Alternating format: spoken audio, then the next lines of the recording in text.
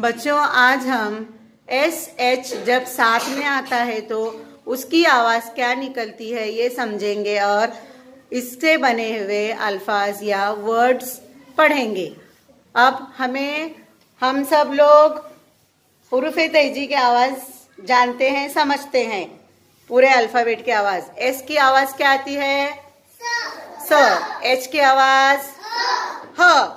लेकिन जब यस और एच को साथ में लिखते हैं तो स ह पढ़ते हैं क्या?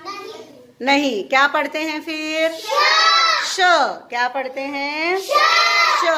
तो आज हम लोग SH जिसकी आवाज श निकलती है या श आती है उससे बने हुए अल्फाज पढ़ेंगे।